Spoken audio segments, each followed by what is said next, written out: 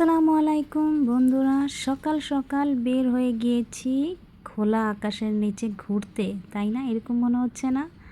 না, সকাল সকাল বের হয়ে গিয়েছি। আজকে যাব বাজার করতে। তো হাজব্যান্ড আর আমি সকাল সকাল বের হয়ে গিয়েছি। তো আজকের ব্লগটা আশা করি আপনাদের কাছে ভালো লাগবে। যদি আমার ভিডিওর কোনো মুহূর্তটা আপনাদের কাছে একটু ভালো লেগে থাকে, তাহলে আশা করি আমার চ্যানেলের পাশেই থেকে যাবেন। আর অবশ্যই লাইক করে আমার ভিডিওটা কন্টিনিউ করবেন। তো আশা করি সাথেই থাকবেন, দেখতে থাকুন আমি কি কি মাছ কেনাকাটা করব আর কিভাবে কোথা থেকে কোথায় যাব।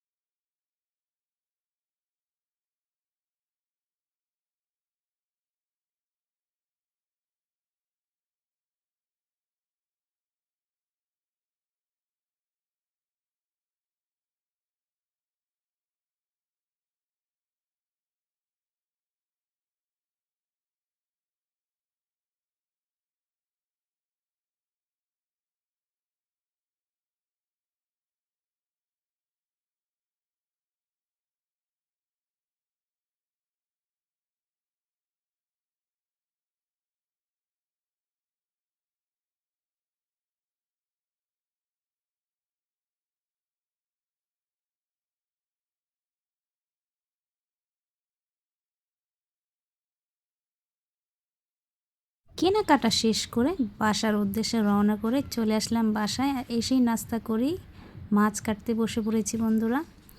আর আজকে বাজারে গিয়ে অনেক রকমের মাছ দেখলাম, কিন্তু আমার কিছু কিছু মাছ দেখে একদম ভালো লাগলো না, কারণ সেগুলো চাষি মাছ ছিল, আর চাষি মাছটা আমার তেমন একটা পছন্দ না। আর কাটালা মাছ তো বাচ্চারা খেতে চায় না, তাই চিংড়ি মাছ নিয়ে এসেছি। আমি বেশি মাছ আনি নেই, অল্পই এনেছি। আর আরেকটা মজার ব্যাপার তোমাদের সাথে শেয়ার করব, যখন মাছ কিনতে গিয়েছিলাম তখন দেখি আকাশে অনেক বৃষ্টি হবে এরকম মেঘ সাজাচ্ছে। তখন তো ভয় পেয়ে গেলাম যে বাচ্চাদের ঘরে একা রেখে এসেছি, তার মধ্যে বৃষ্টি হবে এরকম একটা আতঙ্ক কাজ করতেছিল। এই জন্য দ্রুতই বাসায় চলে এসেছি, কারণ ভয় পাচ্ছিলাম যে বাচ্চাদের বাসায় রেখে এসেছি, আর যদি বাতাস ছেড়ে দেয় তখন বাচ্চারা ভয় পেয়ে যাবে। এই জন্য দ্রুতই চলে আসলাম মাছ কিনে। তো অল্প কিছু মাছই নিয়ে চলে এসেছি। তো এই বাটা মাছটা খেতে আমার কাছে খুবই ভালো লাগে, কাটতে একটু কষ্ট হলেও কিন্তু এই মাছটা খেতে কিন্তু খুবই সুস্বাদু। তো এই মাছটা নিয়ে এসেছি। আর আমি কিন্তু খুবই সহজ পদ্ধতিতে মাছ কাটি, সেটা হচ্ছে প্রথমে কেচি দিয়ে তার বাড়তি সাইডের কাটাকুটো কেটে তারপরে কিন্তু আমি বটি দিয়ে আঁশগুলো ফেলাই, এতে তাড়াতাড়ি মাছ কোটা হয়ে যায়।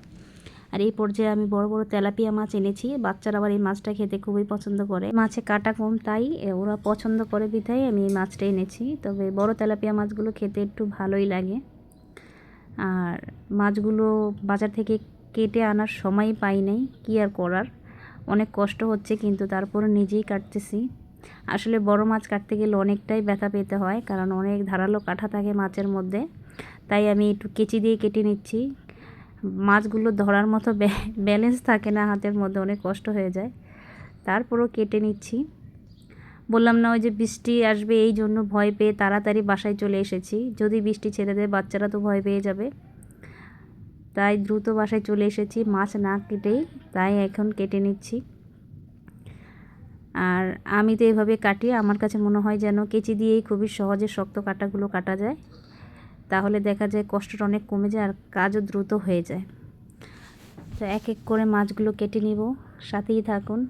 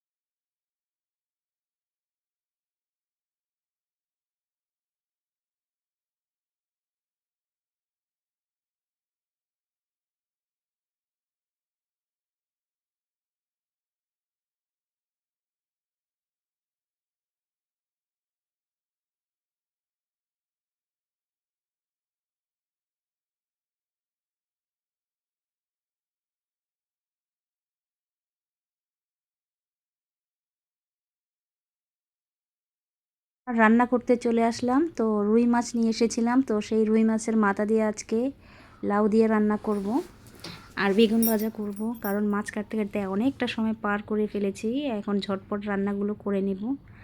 আসলে যখন মাছ কাটতে বসি তখন কিভাবে সময়গুলো এত দ্রুত চলে যায়, নাকি আমি আস্তে আস্তে মাছ কাটি জানি না। তো এখন কি আর করার, সময় ছিল কম, ঝটপট রান্না করে নিব। তো রুই মাছটা দেখাইনি আপনাদেরকে, অনেক ভিডিওটা অনেক লম্বা হয়ে যাবে। তো অফ ক্যামেরা কেটে নিয়েছি আর রুই মাছের মাথা দিয়ে আজকে আমি লাউ দিয়ে রান্না করব। জানি না কেউ খেয়েছেন কি না, তবে আমরা রান্না করে খাওয়ার পরে আমার হাজব্যান্ড বলতেছিল খুবই মজা হয়েছে। আসলে রুই মাছ দিয়ে লাউ দিয়ে যারা এখনও খাননি একবার হলেও ট্রাই করে দেখবেন, খুবই সুস্বাদু একটা রেসিপি। তো আমি এগুলোর মধ্যে হলুদ আর লবণ মেখে রেখে দিব, কারণ যখন বেগুনটাকে হলুদ আর লবণ মেখে রেখে দিলে তারপরে বেগুন থেকে কিন্তু একটু পানি ছেড়ে দেয়, তারপর এটা ভাজলে কিন্তু অনেকটাই সফট নরম হয়ে যায় বেগুনটা। তো এই পর্যায়ে আমি প্রথমে মাছের মাথাগুলো ভেজে নেব। আর যখনই মাছের মাথা রান্না করি আমি মনে করি একটু ভেজে নিলে মাছের একটা স্মেল থাকে, সেটা কিন্তু কাঁচা স্মেলটাকে কিন্তু অনেকটাই কমে যায়। তখন রান্না করলে সেটা খুবই ভালো একটা স্মেল আসে। এই জন্য আমি কাঁচা মাছের স্মেলটা অনেকেই পছন্দ করে না আমাদের বাসায়, তাই মাছের মাথাগুলো আমি হালকা ভেজে নিলাম। তো এই পর্যায়ে মশলাটাকে কষিয়ে নিব। আসলে যারা এখনও এরকম একটা রেসিপি ট্রাই করেনি অবশ্য ট্রাই করে দেখতে পারেন। আসলে নতুন নতুন খাবারের সাথে পরিচিত হলেই কিন্তু বোঝা যায় কোন খাবারটা কীরকম স্বাদ। আমার কাছে খুবই ভালো লেগেছে আর সবাই অনেক পছন্দ করেছে রান্নাটা। তো আমার হাজব্যান্ড বলতেছিল আবারও রুই মাছ দিয়ে লাউ দিয়ে খাবে। আমি কিনি একটা খাবার বারবারে খেতে ভালো লাগে না, ঠিক আছে আবার অনেক দিন পরে ট্রাই করব। তো এতটা ভালো লেগেছিল তাই ভাবলাম আপনারাও যদি চান তাহলে এরকম একটা খাবার রান্না করে নিতে পারেন, খুবই সুস্বাদু একটা রেসিপি।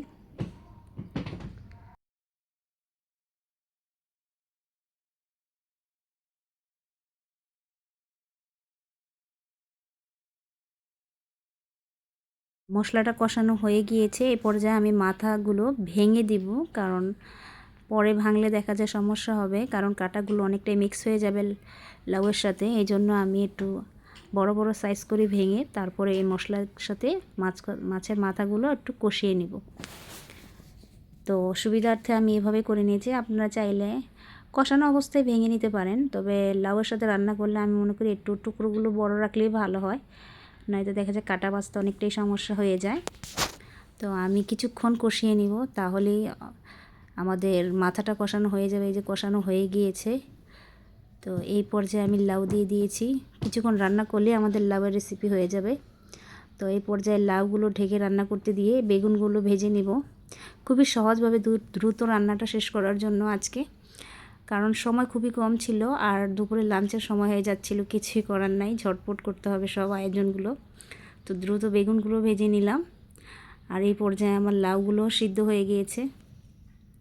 তো একটু নেড়ে চেড়ে আর কিছুক্ষণ জাল করলে হয়ে যাবে। আমি এখানে আর ঝোল বা পানি দিব না, কারণ যে লাউ থেকে যে পানিটা বের হবে সেটা দিয়ে আমার রান্নাটা হয়ে যাবে। তোমার বেগুনগুলো ভাজা হয়ে গিয়েছে। আসলে বেগুন ভাজা কিন্তু বাচ্চারা খুবই পছন্দ করে, যেভাবেই রান্না করে দেন না কেন। আমার কাছে তো বেগুন ভাজাটা খুবই ভালো লাগে। তো বেসনের সাথে ভাজলে আরটু ভালো লাগে, মচমচা হয়। তো এই যে আমার রান্না হয়ে গিয়েছে। দুপুরের খাবার সময় হয়ে গেছে, সবগুলো খাবার গুছিয়ে নিয়েছি। তো ফ্রিজে শাক ছিল, তো সবগুলো রান্না ঝটপট করতে এতটা সময় লাগবে, যতটা সময় লাগবে তার থেকে কমই ব্যবহার করেছি। তো আশা করি আপনাদের কাছে আজকের ভিডিওটা ভালো লেগেছে। আবার নেক্সট কোনো ভিডিওতে আবার হাজির হয়ে যাব।